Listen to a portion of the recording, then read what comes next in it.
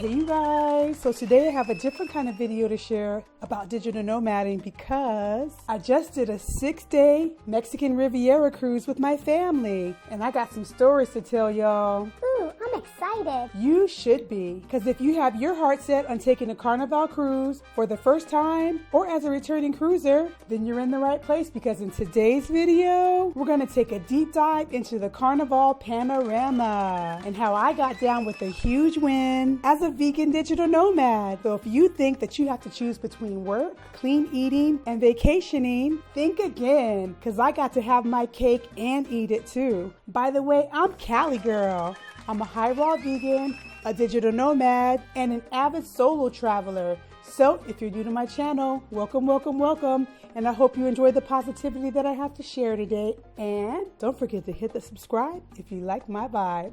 Yes. And for those who are returning, bish, welcome back. So like I said before, this trip was the popular Mexican Riviera itinerary. Yes, you guys, the Carnival Panorama cruise that I was on stopped in Cabo and Ensenada. And it was the perfect blend of cruise culture, dedicated work time, and plenty of opportunities to practicar mi español. Yes, I don't even know where to start. Ooh, I want to see the cruise ship. Okay, so to start, the Carnival Panorama is a Vista class ship, which is one of Carnival's largest, most popular modern ships. And in simple terms, Vista means the design emphasizes wide open views of the ocean and natural sunlight. It has a lot of popular onboard attractions, including the Sky Ride, a Sky Zone trampoline park, and a host of bars, restaurants, and kick-it spots. It's super energetic, but it also comes with quiet escapes. And for the solo traveler, the ship's winning because it's a great place to meet new people. The Ocean Plaza is a huge social hub. The Alchemy Bar always has some type of meet and greet going on. It's the perfect casual spot for after the workday. So take a look at some of Carnival Panorama's unique inclusions. I got you.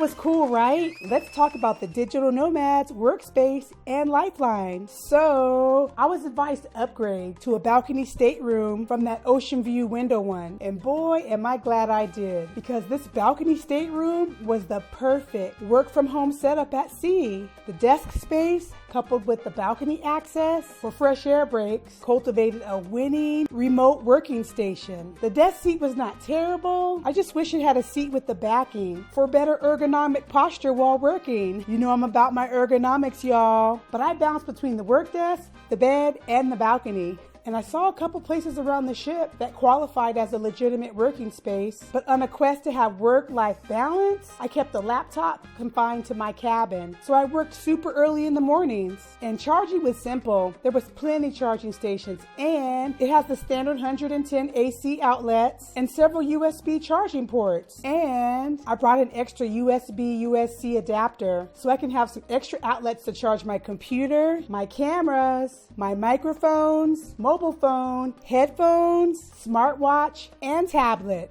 I got gadgets, y'all. Ooh, and the in-room cooling unit definitely acted as a true refrigerator, more than a cooler. And speaking of fuel supplies, Carnival lets you bring one 12-pack of non-alcoholic beverages as long as they're in a can or a carton. No plastic bottles or glass bottles, y'all. And some prepackaged, non-perishable snacks. And if you're a bougie coffee drinker, the specialty coffee bar has your back. They got options, y'all. It's like our own personal Starbucks or Peet's Coffee on board. They even had vegan latte options. I'm not a huge coffee drinker, but I did consume 2 lattes in the course of my 6-day cruise, and they did not disappoint. But they come at an upcharge, y'all. But there's a free option of regular coffee and creamer readily available 24/7 on the Lido deck. But I'm just a vegan latte kind of girl. Now for the most important digital nomad necessity, the Wi-Fi. Yes, you guys, Carnival offers a few tiered internet plans, but the premium Wi-Fi plan is your best bet if you're going to be digital nomading. It offers the fastest speeds, on average 6 to 12 megabytes per second, and sometimes higher when you're in port. And it's basically the only plan designed to handle the streaming, my kind of streaming. And the Digital Nomad Money Saver, you're going to want to pre-purchase your premium Wi-Fi plan before embarkation. You can save 15 to 25% as opposed to buying the plan once you get on board. And a quick heads up, Carnival stated that the VPN connections weren't supported, which could be a hurdle for the corporate worker, but I rocked my VPN. I did notice that I had to disable it from time to time to access the dining room menus on the mobile app. Go figure. Also, the premium plan that I had was just for one device. I was switching my Wi-Fi access from one device to the other because only one device can connect at a time. But it worked out perfectly. And a good digital nomad knows the importance of de-stressing and staying healthy. I had to get my workout on, and I had options. Because you know I'm on my ongoing weight loss journey, so I can't be slipping, not for 6 days. But luckily, Carnival has a fully equipped gym. And obviously great minds think alike, because when I went to the gym, it was crowded. But getting my daily steps in was a breeze because the ship's huge and we ported at 2 cities. So walking was just a prerequisite for me. They also have the Cloud9 Fitness Center with a jogging track. If you prefer the outdoors, I saw people out there getting it in early, y'all. Ooh, and it's on deck 12 with amazing ocean views. What better way to get your workout in? So day 3 of the cruise was docking in Cabo. So a fun fact, when a cruise ship can't pull directly into the dock, it has to anchor out in the bay and use a tender or tender boats, which are smaller vessels that act as a water taxi to transport passengers from the anchored ship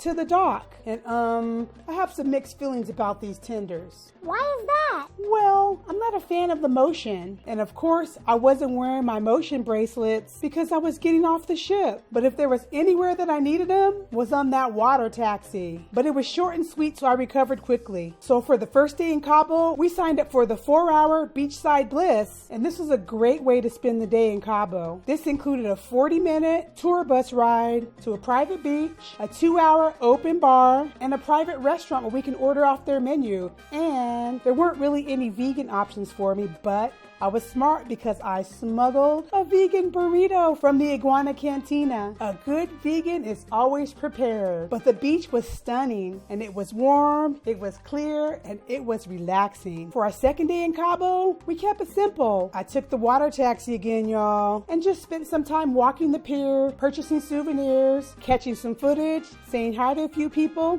and practicing my Spanish. It was a chill day to recharge before heading back to the ship to set sail for another day at sea. But to see in more detail about the fun I had in Cabo, check out the video on exploring Mexico, Cabo San Lucas. So on day 5, our cruise ship docked at Ensenada. And this one was my favorite, you guys. Why is that? Because ain't no tender boats here. In Ensenada, the ship can pull directly up to the dock, and we can go from the ship to the dock with our feet on ground. And the tourist stuff is cool, but after digital nomading in Panama for 15 months, I prefer to walk amongst the locals, exercise my Spanish speaking skills, and vibe with the culture. So we hired a private driver, and this was a good decision for getting a more authentic feel. We took a ride through Ensenada, ate at a local Mexican mom and pop restaurant that was winning, where they even customized a yummy vegan burrito just for me, and the flavor was winning. Then we headed to the flea market to do some shopping and get some footage of the famous blowhole, La Bufadora, and that was the highlight of Ensenada, y'all. But watch my video on exploring Mexico, Ensenada, to get the full exploration in more detail. So on a side note, for those who are vegan, Carnival's got you. They have a separate, dedicated vegan menu in the main dining area, and several of the restaurants aboard offer vegan options as well.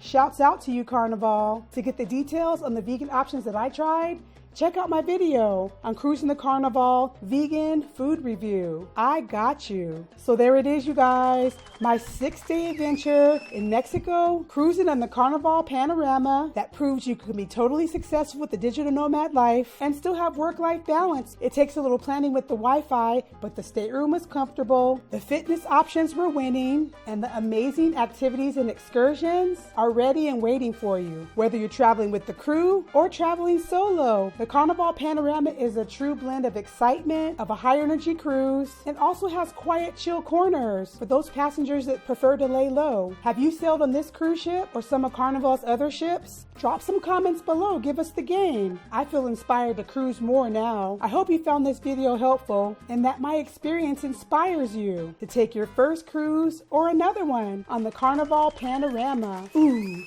and if you haven't already, go ahead and hit that like button. Hit the subscribe and tap the notification bell because I have so much more to share and I don't want you to miss it. Thanks so much for watching today, you guys. I cruise, you cruise, we cruise together. I'm Cali Girl and it's my digital nomad lifestyle. Deuces.